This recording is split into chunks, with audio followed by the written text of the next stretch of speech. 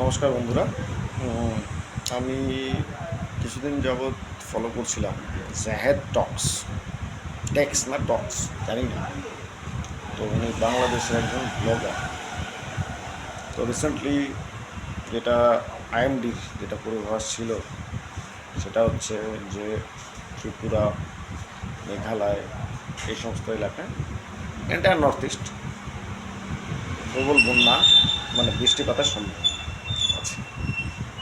যাই হোক, তো তো বৃষ্টিপাত হয়েছে, ভালো কথা। তো বৃষ্টিপাত হওয়ার পরে তো দেখা যাচ্ছে যে বিশেষ কয়েক জায়গায় বন্যা প্রভাবিত হয়ে পড়েছে। এর মধ্যে আজকে যেটা আমি সমাজ মাধ্যমে যেটা দেখতে পাচ্ছি যে বাংলাদেশে ভীষণ ফ্লাড, ফেনি বিশেষ করে। আমরা তো বাংলাদেশ সম্বন্ধে অতটা নলেজ নেই, উত্তর পূর্বের কোন এরিয়ার পাশে। তো বাংলাদেশে কয়েকটা জেলা আছে যেটা তার মধ্যে নাকি বিশেষত ফেনী জেলা। তো কালকে শুনলাম নাকি যে বন্যা কবলিত হয়েছে।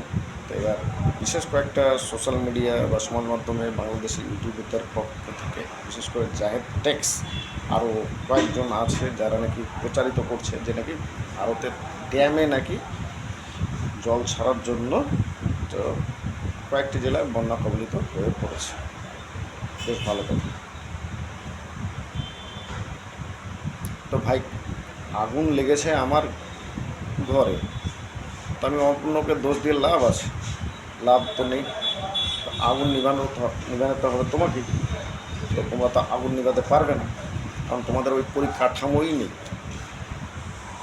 তোমাদের কাছে কোনো এনডিআরএফ আমাদের যেমন ইন্ডিয়াতে আছে, এটা বিশেষ করে আমি বাংলাদেশের কয়েকজন ব্লগারকে প্লিজ বলছি, তোমাদের কাছে এনডিআরএফ নেই, তোমাদের তো সেনা বলতে কিছু নেই, তোমাদের কোনো রেস্কিউ ফোর্সই নেই। তোমরা কী করে তোমাদের পাবলিককে রেস্কিউ করবে? তোমরা পারবে কি পারবে? একটা নির্বাচিত সরকারকে তোমরা ফেলে দিয়েছো, ভালো কথা, that's good, that's your matter. আমরা আপনাদের কোনো আন্তরিক মামলার মধ্যে কোনো দখল আন্দাজি করতেও চাই না। কিন্তু যখন আমাদের দেশকে নিয়ে বা আমাদের কোনো একটা রাজ্য, বিশেষ করে আমাদের সমাজকে নিয়ে কোনো কিছু বলা হয়, তখন definitely we will retaliate. It's mean, যখন তুমি আমাদেরকে বলছো যে আমাদের ভারত থেকে জল ছাড়ার পরে বন্যা হচ্ছে, তাহলে তো আমরা এটাও বলতে পারি যে নেপাল থেকে জল ছাড়ার পরে নেপালের জলটা আমাদের বিহারে আসার পর তারপরে বন্যা হচ্ছে।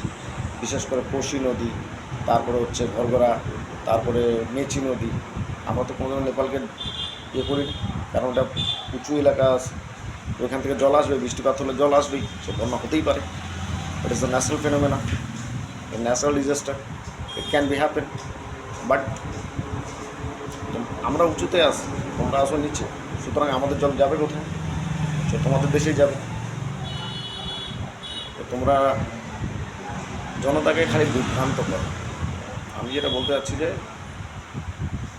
আপনারা শুধু জনতাকে বিভ্রান্ত করেন, বিভ্রান্ত করার পর একটা বক্তব্য দিয়ে দেন, কিন্তু ওটার উপরে টোটালি আপনারা বিশ্লেষণ করেন না। কোনো আপনাদের কোনো মানে রিসার্চ নাই। বিশেষ করে জাহেদ ট্যাক্স, আপনারা শুনলাম নাকি বলে ইন্ডিয়ান এম্বাসি ঘেরাও করবেন। গুড, ভালো কথা, করেন। ছাত্ররা নাকি বলে ইন্ডিয়ান এম্বাসি ঘেরাও করবেন, ভেরি গুড, করেন। একটা ইট যদি তার উপরে পড়ে ইন্ডিয়ান এম্বাসিতে, তারপরে কি হতে পারে আপনারা জানেন? একটা দেশের এম্বাসির উপরে একটা ইট ফেঁকা মানে কি জানেন আপনারা? তা একটা পাথর যদি ফেঁকেন, তারপরে কি হতে পারে জানেন? আপনারা জানেন কি জানেন না আমি জানি না। এটা হচ্ছে সেই দেশের সার্বভৌমত্বের উপর, ইন্টিগ্রিটির উপর, সভারেন্টির উপর আপনি হামলা করছেন। ফেঁকেন, আমরাও চাই আপনি ফেঁকেন, তারপরে দেখেন কি হয়।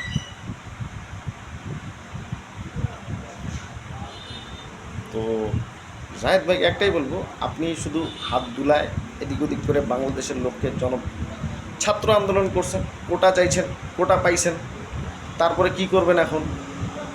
এখন বলে অটো পাস লাগে, যার জন্য মেধার ভিত্তিতে আপনারা পরীক্ষা দিয়ে চাকরি পাইতে চাইছিলেন, এখন তো অটো পাস, মানে পরীক্ষা দেন চাই না দেন পাস, তার মানে মেধা নামে কোনো জিনিসই নাই। তাহলে আপনারা কোন জায়গায় যাইতেছেন একবার চিন্তা করে দেখেন। ভালো কথা, আমরা আর কী বলি, আমাদের বলার উদ্দেশ্য একটাই, বাঙালি হিসাবে একটা জিনিস জানি যে এদিকে বেশ কয়েক জায়গায় দেখলাম সোশ্যাল মিডিয়ায়, তো আপনাদের ক্রীড়া উপদেষ্টা সে নাকি ইন্ডিয়ান ফরেন মিনিস্ট্রিকে করছে যে নাকি বলে ইসে করতে লাগবে, ত্রিপুরা থেকে জল পাঠানো বন্ধ করতে হবে। আরে বোধহয় তুই কে রে?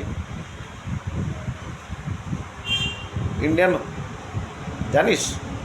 ইন্ডিয়ান ফরেন সেক্রেটারি, ফরেন মিনিস্টারকে? হ্যাঁ, আজকে মোদিজি কোথায় আছে বলতো? আপনারাই বলেন, মোদিজি কোথায় আছে আজকের ডেটে? পোল্যান্ডে গেছে, পোল্যান্ড থেকে উনি ট্রেনে করে যাবে ইউক্রেন। রাশিয়াতেও গেছে, আমেরিকার প্রচুর বাধা সত্ত্বেও। তাহলে নিজের দেশটাকে তোমরা নিজেরা ধ্বংস করতেছো দাদা, আর কিছু আর নাই তোমাদের। তোমাদের মৌলবাদ, কট্টরবাদ এটাই আছে, ঠিক আছে? সৌদি আরবে তো শুনলাম নাকি বলে বেশ